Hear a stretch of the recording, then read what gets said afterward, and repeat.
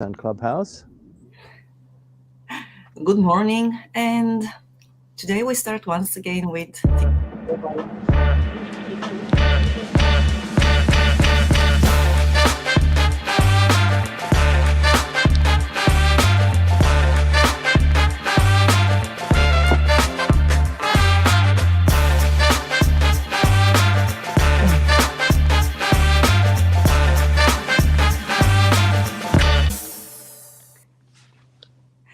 Good morning, Timothy.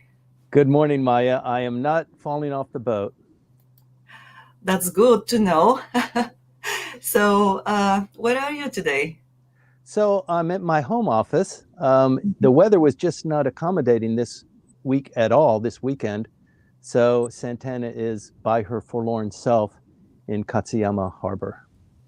Well, I hope that she's not feeling very lonely there. Thank you for She joining us. is. She is. Oh, I'm so sorry for that.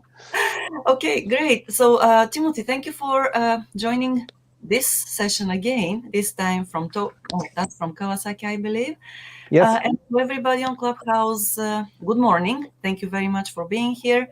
Today, once again, we've got Timothy Langley, CEO of Langley Esquire, an agency consultancy in downtown Tokyo, and he's going to brief us in on the latest events of Japanese politics.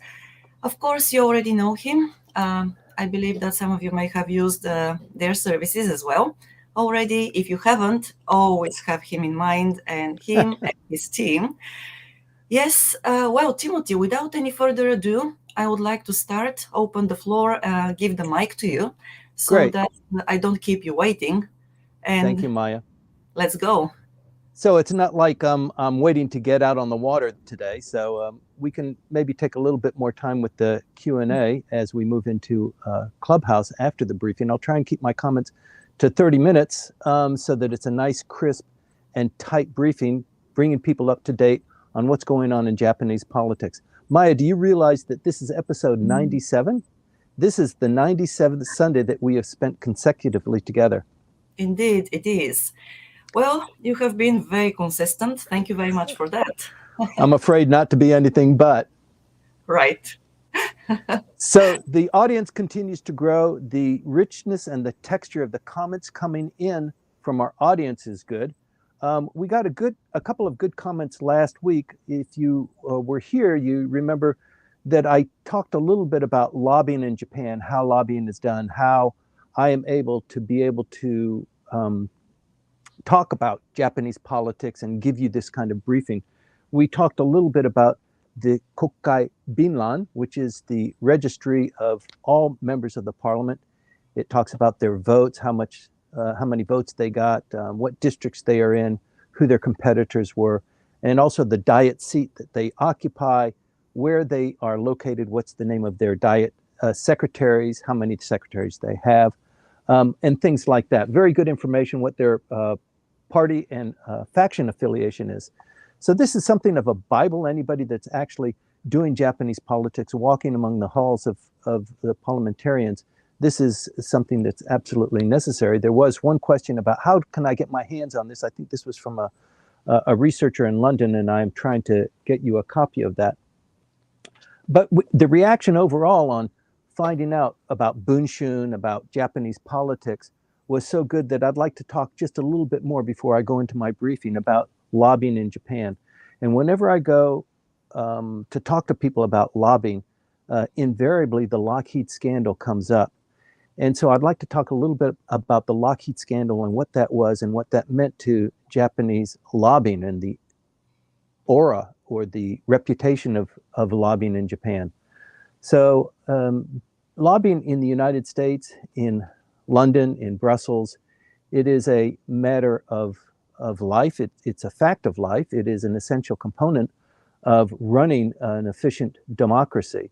And I think the Japanese understand and appreciate that, but the way lobbying has typically been done in Japan is a little bit different because of the old boy networks, because of amukudari, because of this.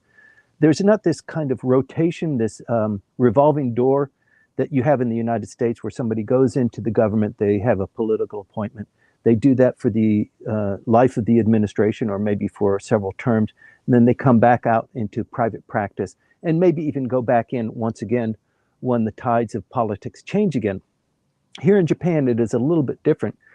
But there are lobbyists in the Japanese context. These are usually people who are like Amukudari or people who have been in the Diet, they were defeated or they retired, and they retain influence in certain areas, and they parlay that into generating money from big companies who need them to speak on their behalf to members of the parliament because they don't know who they are. So for people like me, I mean, the industry is very, very young. I spoke last week of going to a Bonenkai among the lobbyists here in Japan. 140 people showed up. It's a group of mostly young midterm participants. Usually they are working inside companies, so their client is the company that they work for, but very few are actually companies that do this as a business, as a service offering. There are maybe about 20 companies in Japan that do, which is, if you're looking at other major capitals, I mean, that is just a paltry number of participants. But invariably doing this as a foreigner, you're reminded from your friends and colleagues and also the people who don't like what you're doing. They want you not to be trying to influence Japanese politics. They always come up with the Lockheed scandal. This was a very big deal. It's actually discolored Japanese lobbying for 4 decades since it really came out. This was about Lockheed selling, first of all, fighters to the Japan Self-Defense Forces, and then it began to morph, and it included passenger airplanes to All Nippon Airways, ANA, and other passenger carriers here in Japan. What happened was, through Senate hearings in the United States, there was a commission on corruption that was launched about how Americans are doing business overseas, how they are influencing foreign governments to purchase American goods. And it came out in these hearings that there was a bribe that was paid by Lockheed to somebody in Japan. And this began to filter out very quickly. And it was disclosed that this money went from Lockheed to a Japanese politician. And it turned out that that went to the Prime Minister of Japan, Kakue Tanaka. This was a huge deal, and it caused a lot of controversy. Actually, it triggered also another suicide attack that was failed. But the cast of characters, many of those characters are still in circulation today. Some of the people that were involved in the bribery and the scandal went on to bigger and better things. Mr. Tanaka, he admitted to receiving the bribe of, I think, $1.8 million. The individual who was the bag carrier was actually kind of a Yakuza individual, and he got about 10 times that amount for closing this deal. Lockheed did sell the planes. This was for a period of about 10 years when these transactions were occurring, and then it became evident that it was going on. Mr. Tanaka was charged with a crime related to that, but not bribery. He was sentenced to prison. He spent about 2 months in detention, somewhat like house arrest. And then he was released, and he was never actually fully charged with bribery. He remained in his Diet seat since then and until he died.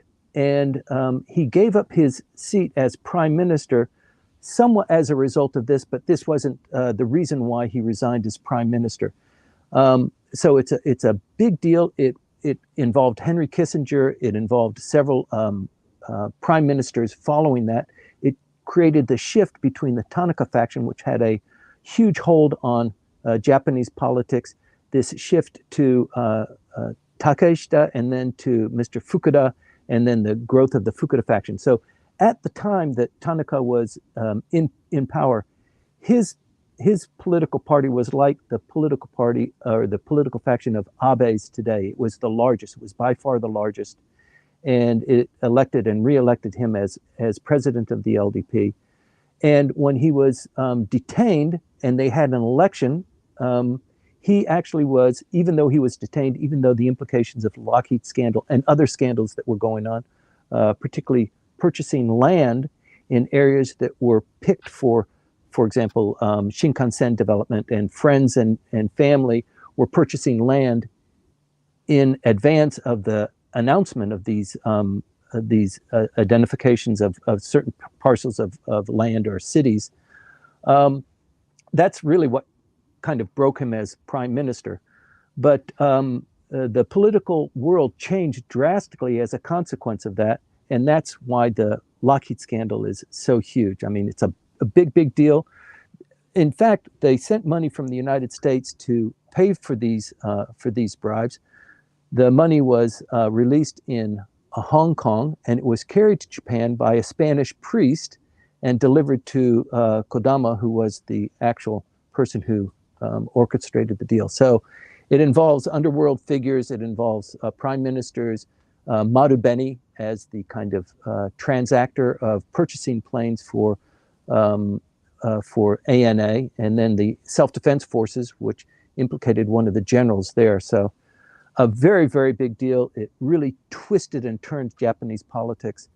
And the shadow of that incident, that scandal, which went on for years, still infects the lobbying practice.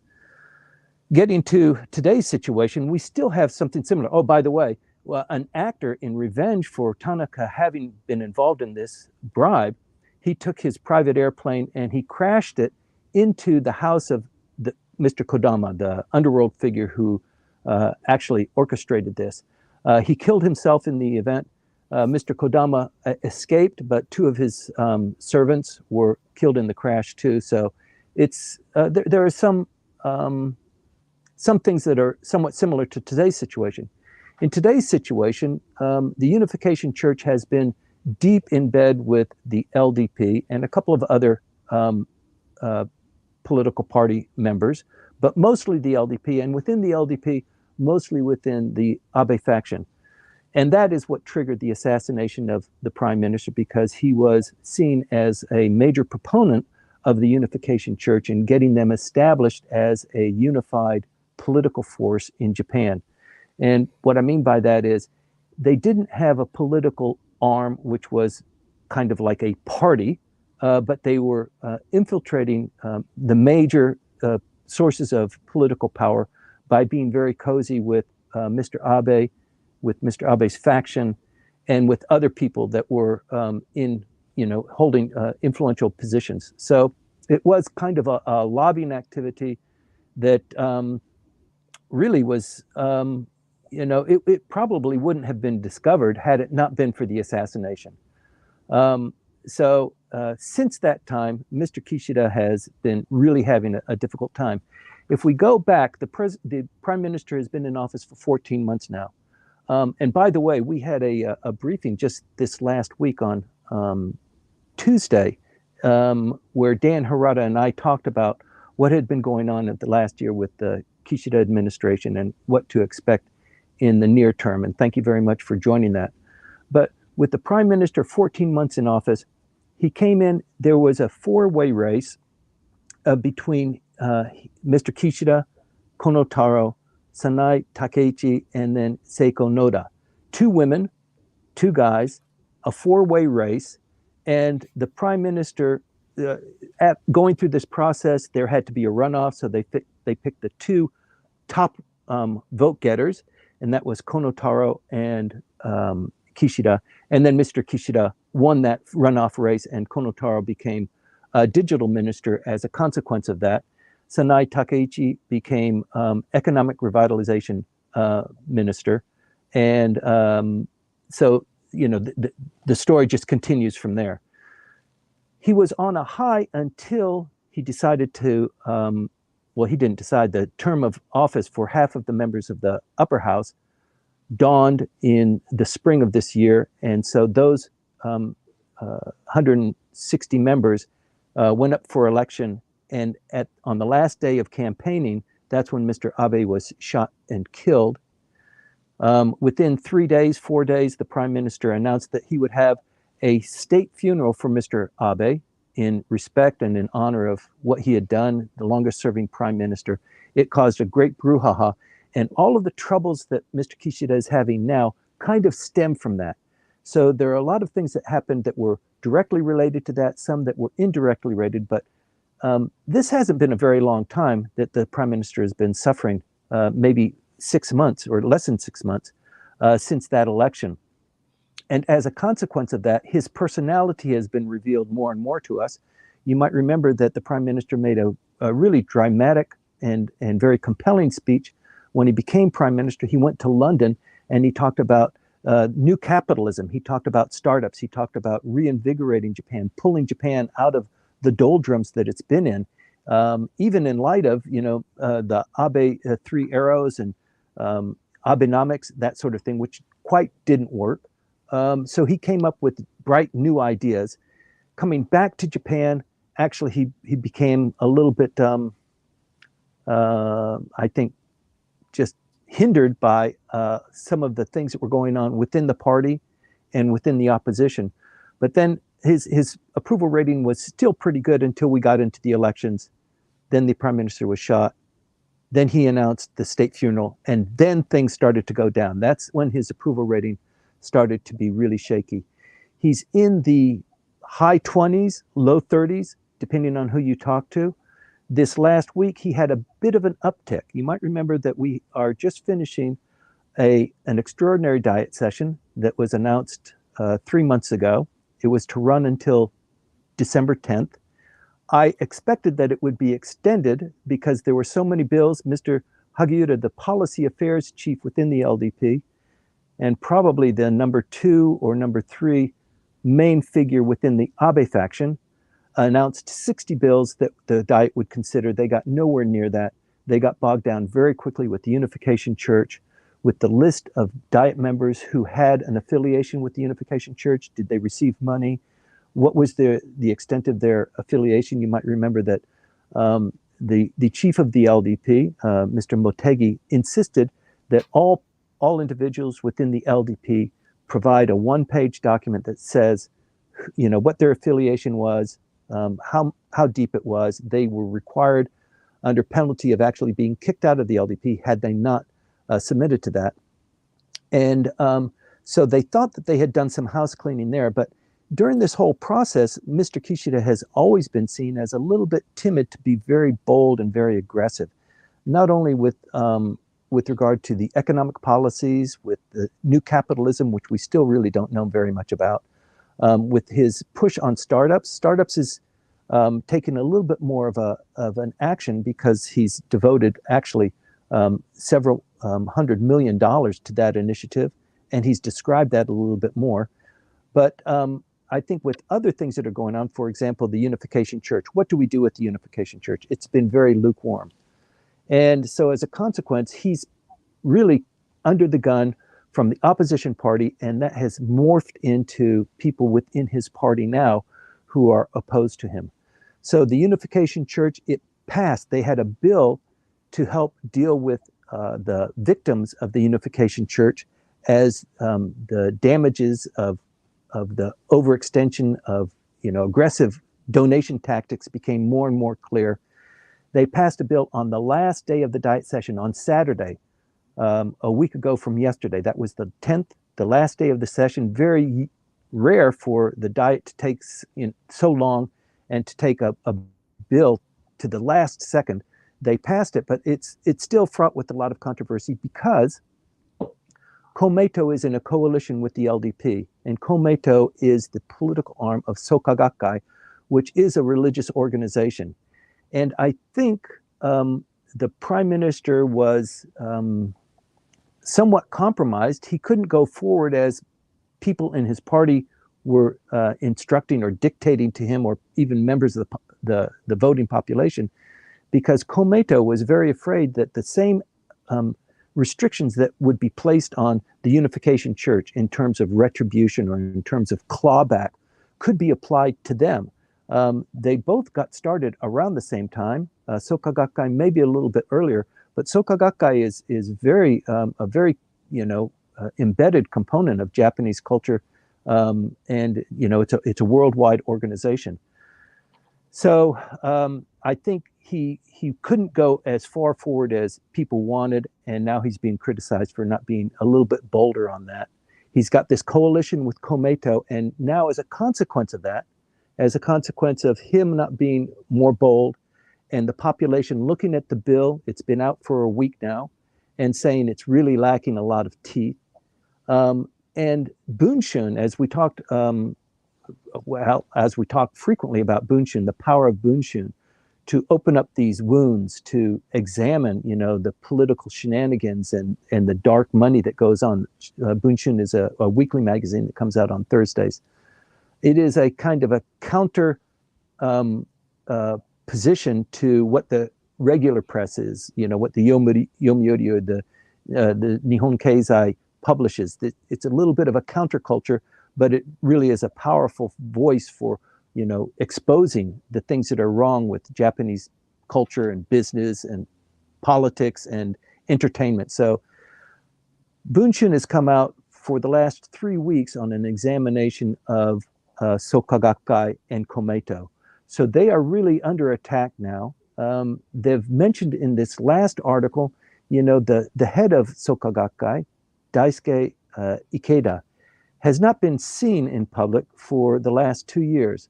Pictures of him have been revealed, but actually his countenance and his voice and him being on a contemporary video has not been seen for the last 2 years.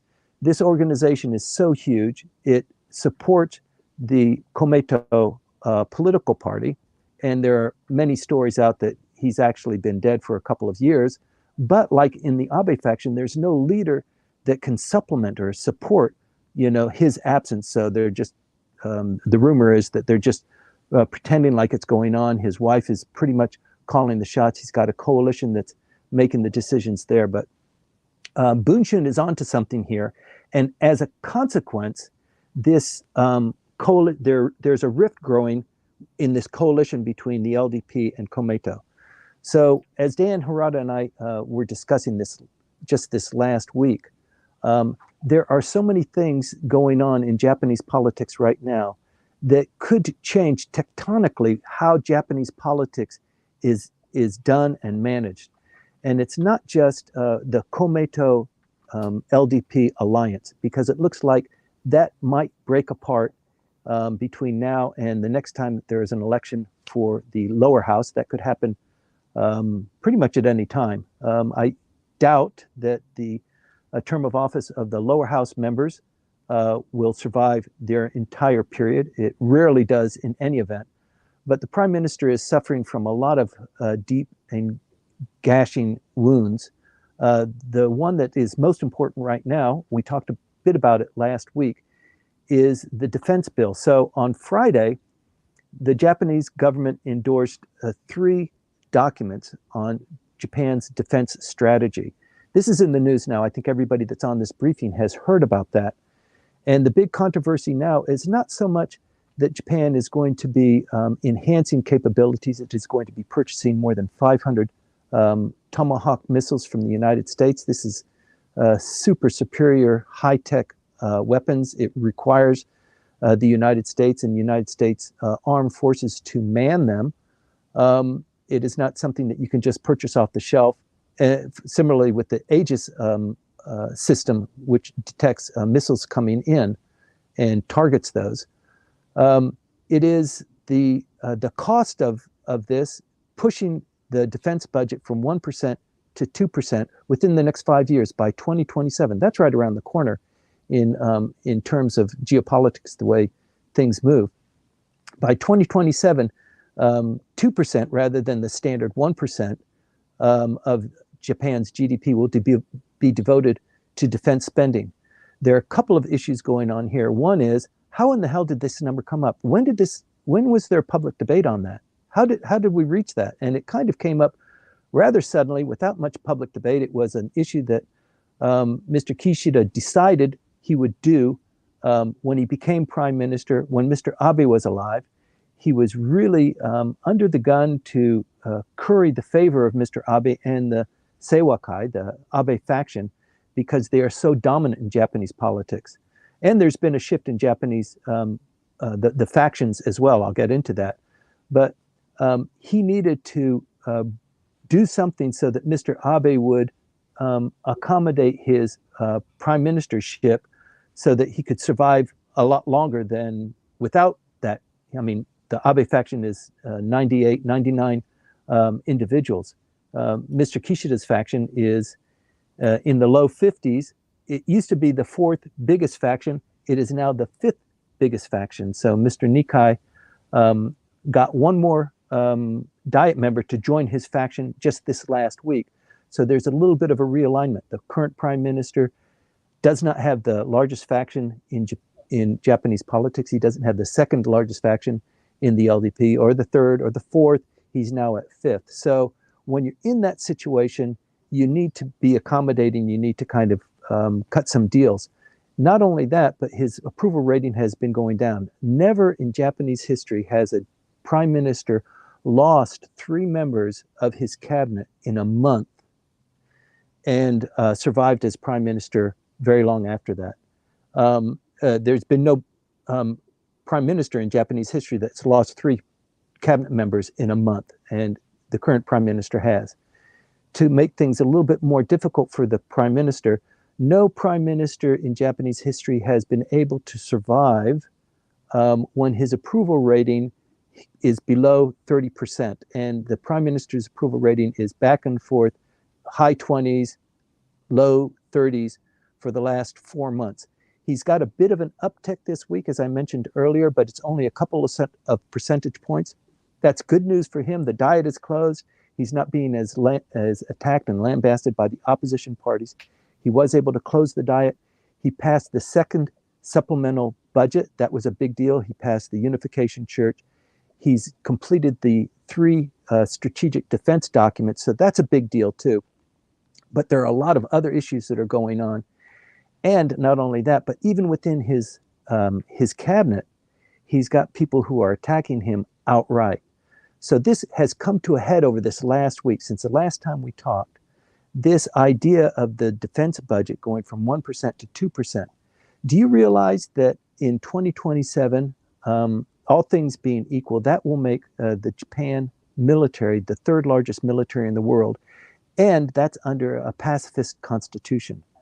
So the idea that Japan will be able to maintain a pacifist constitution and have these defensive capabilities, which actually contain offensive capabilities too. So one of the decisions that the cabinet made in moving forward, and one of the reasons why they're increasing the defense budget from 1% to 2%, I mean, there are 30 different reasons why they're doing that, but one of the reasons is they really have decided that they must have counter-strike capabilities. So if they are attacked, North Korea, China, something happens in Taiwan, there's, missiles were fired by China on, in protest of the visit of Speaker Pelosi, and 3 of those missiles fell within what Japan regards as its exclusive economic zone. So that caused a big brouhaha. So the analysis and the research has shown Japan, and I think Japan appreciates that, we can't be at 1%. We need to be higher than that. There is wide agreement, even among the Japanese population. 75% of the Japanese population, when polled, there was a recent poll between Gallup and Yomiuri. They polled the United States, American citizens and Japanese citizens. It was a rather broad poll, and they inquired about a bunch of different issues. One was, do you think Japan should increase its defense spending so that it has the opportunity to defend itself against those kinds of enemies? And 75% of the United States people who participated, and the Japanese, just a little bit lower, 74% of the Japanese who responded, said, yes, we need to. So there is a wider appreciation that Japan must defend itself, even though it benefits from this kind of nuclear umbrella provided by the United States, that they must come to terms with what's going on in North Korea, what's going on, particularly in North Korea, One of the other questions that they asked was, and the answer was pretty interesting in my view, who do you perceive as the greatest threat to Japan? And the Japanese voted overwhelmingly that it was Russia. It's not North Korea. Russia came in first, then it was North Korea, and then China. And how the Japanese feel about Russia has been simmering, but the jump in identifying Russia as the main threat has only come up really as a consequence of what's going on with Ukraine and the restriction of fuel and heating oil and all of the restrictions that are going on there. So the problem is how to pay for that. And this is the biggest issue that emerged as the diet closed and all of the discussions this last week. Sanai Takaichi is, when you see a picture of the prime minister entering the room and everybody stands up and then he sits down and everybody else sits down. On his right-hand side is Foreign Minister Hayashi, and then on his left-hand side is Sanai Takaichi. So she holds a very weighty position of influence. She was a candidate for prime minister. She got a substantial number of votes. She was actually supported by the Abe faction. The Abe faction didn't promote a candidate from within. They supported Sanai Takaichi, which is very unusual.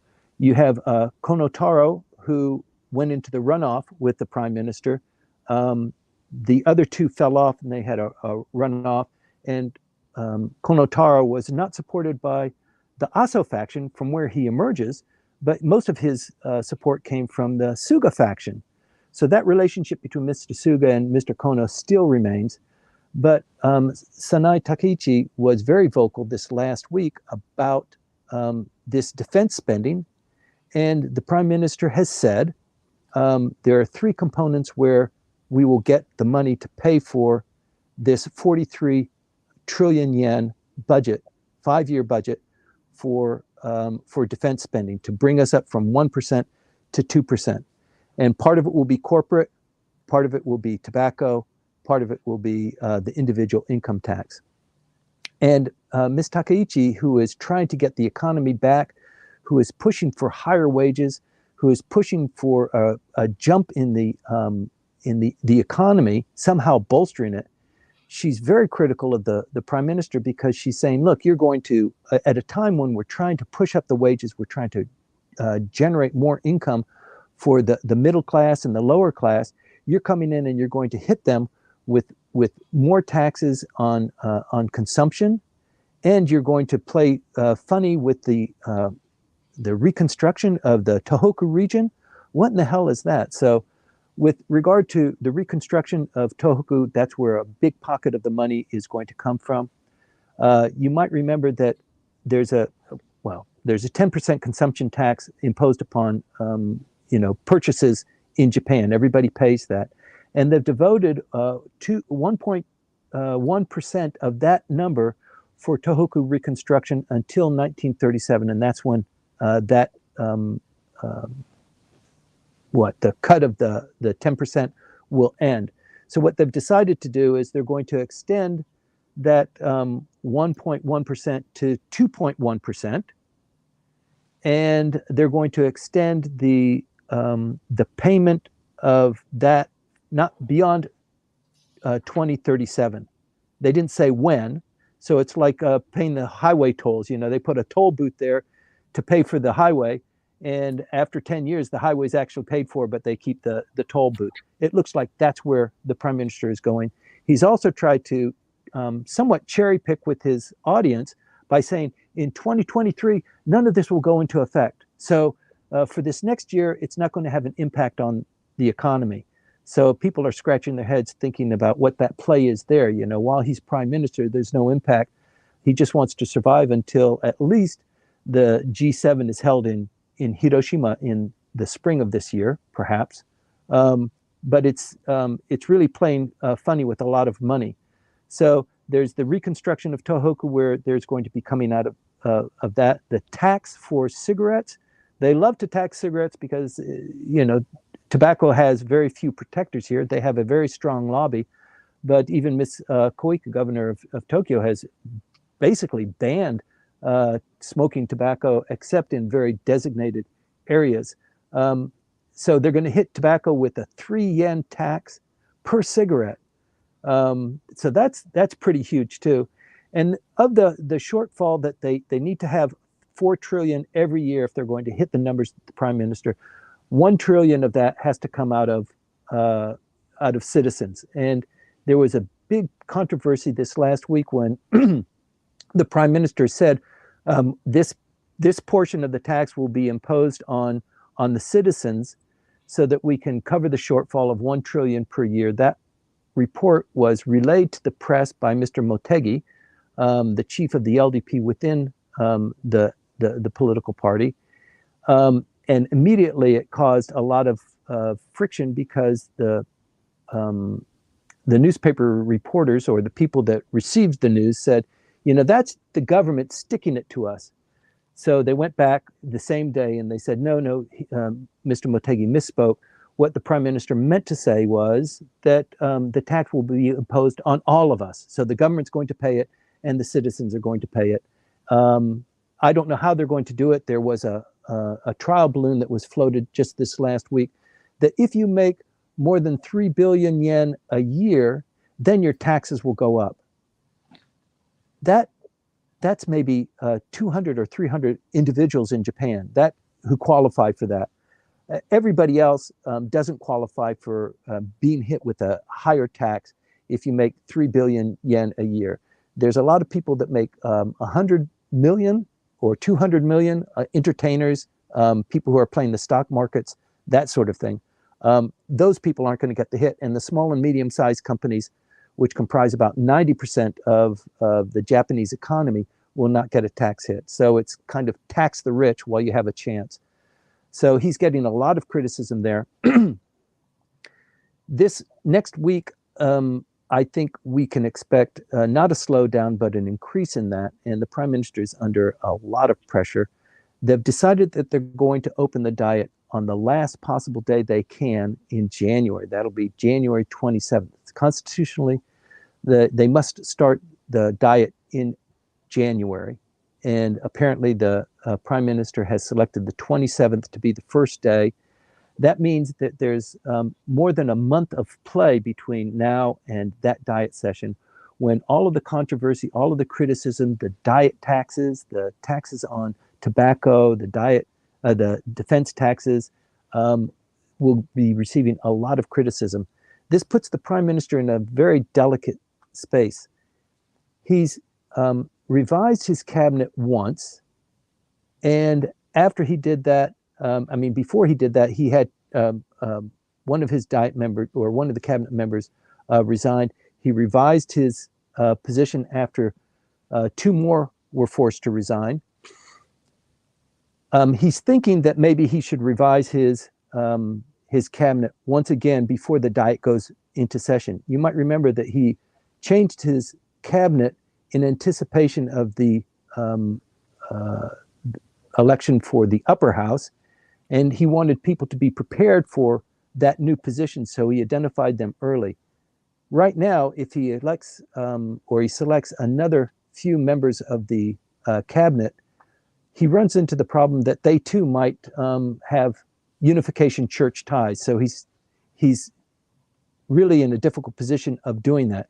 Certainly with the comments of Sanai Takeichi, he's probably looking around his back and wondering, why in the hell did I put her in the cabinet? Now she's damaging me by talking against me and criticizing me. We should have a tight cabinet. And when confronted, Sanai Takeichi said, I don't care. I didn't say anything wrong. If he wants to change the cabinet, that's his choice. I'm not going to change my mind. So there's that confrontation that's going on. The second option that the prime minister has is he could do nothing. And given his personality and his history, probably he's going to do nothing, which means things are just going to fester and balloon, and it's going to be probably worse than that. He really wants to hold on until spring, where he can host G7. On January 1st, Japan becomes the president of the G7. This is a big deal for Japan. It's a big deal for this prime minister, the longest serving foreign minister. So he knows everybody. He wants to promote himself as, a global leader. And this is all at risk now. The third thing that he could do is close down the cabinet, the lower house. He can call for a new election, but the only time that that makes sense is when you're kind of on an upswing, because you don't want to end with fewer members of the lower house than you started with. Because if you do that, you have to take responsibility, fall on your sword, and resign as prime minister. I don't think he'll do that. The fourth option is that the LDP themselves, I think this is a likely scenario, the LDP elders themselves decide the prime minister is not really benefiting the LDP overall. People are being dissatisfied, they're being disenfranchised, they're criticizing the tax distribution and the way that that is going on. They don't like what he's doing with the economy. They distrust his approach with the unification church. The defense spending came up just out of nowhere, and he's doing that only to curry favor between his political faction and the Abe faction. So get him out and let's put somebody else in, which means that those contenders are beginning to rise up a little bit, and we can see signs of that even today. So the fourth opportunity might be that Diet elders say, they tap him on the back and they say, you've done a good job, but as president of the LDP, we'd like to have a new leader. So the president of the LDP, by acclaim, becomes the prime minister of Japan. So that movement is a likely scenario. It's more likely than changing the cabinet numbers again.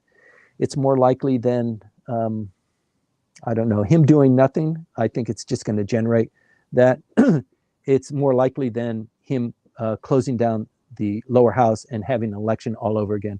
In fact, the Komeito has said there will not be a lower house election. We don't want it. We can't support that. We're not in place. We're not in a position for that. We want to maintain our position as the coalition partner. We want to have a cabinet position, and we want things to continue in a smooth and steady way.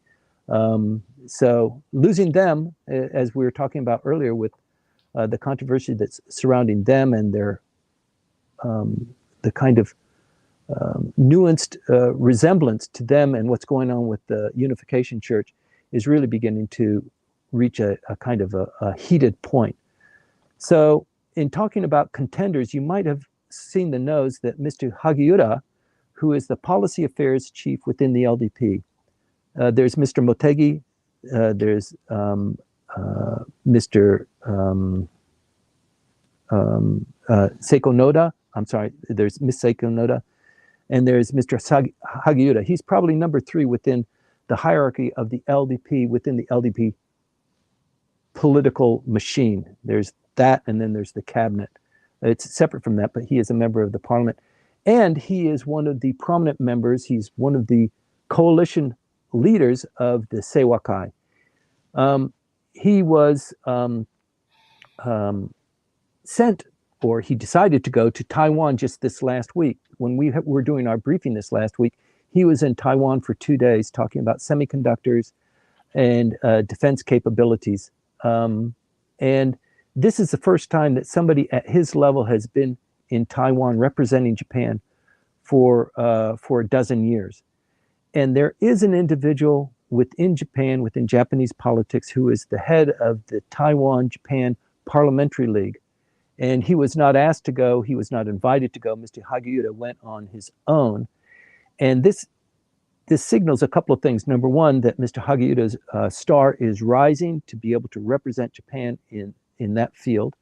It also elevates his standing as the Seiwakai, the most prominent person within the field of the faction, the former Abe faction, and it promotes him as a potential contender for prime minister. Also, Seiko Sanai Takeichi will also be a contender. She's also said very verbally, I will at one time challenge the prime minister. I will become prime minister one day, and I think she's probably right about that. But I think she'll have to stand in line. So what is going to happen over the next maybe 8 weeks is critically important. I think it's going to be more important these next 4 weeks going on with the prime minister. It's something to watch. You need to keep your eye out for Mr. Hagiura, for Ms. Takeichi, what's going on with the foreign minister, who will, by the way, he has announced his intention to visit China to talk with the leader there, President Xi, this month. So today is what, the 18th? There's 2 weeks left in this month. He's going to be visiting China. That's a very big deal, happening very quickly. The relationship between China and Japan is 50 years old. There has been no state visit. There was supposed to be one 2.5 years ago. COVID hit, and so there was no state visit to Tokyo. So I think there's room for growth there, and I think that there's also room for great trepidation. Just before we close up, let me toss in recent news from North Korea. There have been no missiles flying recently, but there was a test of a solid-state rocket this last week on Wednesday that was picked up by U.S. intelligence. This is a new development for North Korea. This is a solid-state booster, allowing for concealment, for quick use, for deployment on submarines. This solid-state technology is not something that the North Koreans have had. They are testing it now. And with the potentially the successful test this last week and then more development there, the prospects of North Korea being a real threat, not just to Japan, but the last missile that they fired demonstrated that they can hit any place in the United States as well, is a very big deal. So the United States is supporting and endorsing and encouraging Japan to go from 1% to 2%. There's widespread appreciation that Japan needs to do that, even under the concepts of the peace constitution that they apparently are adhering to. But I think gradually, Japan, the Tomahawk missiles that they've purchased, that's a big deal. Japan needs to have a homegrown defense capability, the military industrial complex that helped propel the United States and develop NASA, and many of the new products that entered the world culture came out of that. And I think Japan is going to be moving in that direction with regard to digitization, intelligence, AI, that sort of thing. The Japanese need to come up with a DARPA kind of institution. The Five Eyes that the Japanese really want to join so that they can share intelligence is still a very difficult thing because of the lack of security, even among Japanese corporations, even within the Japanese parliament. That gap is beginning to close, not rapidly enough. But there's a lot going on in terms of technology, in terms of the economy, in terms of defense, in terms of what's going on in Japanese politics. I apologize for going on a little bit long, Maya, but there's a lot going on in Japanese politics. Every week is different. And I hope this gives you a little bit of insight into what to expect, what's going on right now, and what to watch out for. Yes, indeed, it does. I hope that it is the same for everybody who is on Clubhouse or who is watching us on LinkedIn or YouTube. Thank you, Timothy, for this. And of course, now we are going to move to Clubhouse for the Q&A session. So, okay. You ready to jump? Both? Yes. And didn't you say that there's some layover questions from last week? Right. But yes, we're going to talk about it on Clubhouse. Okay. If you don't mind. I don't mind. Great. So I'll sign off here on LinkedIn, on YouTube. We'll go over to Clubhouse. For those of you who watch on YouTube or on LinkedIn, please join us as you can. I know it's an additional, dedication of time, but there's a lot of light and heat that's produced when we have these questions and dialogues going back and forth. Yes. Thank you for setting all of this up, Maya. Thank you very much, Timothy. I'll see you in Clubhouse then. See you there.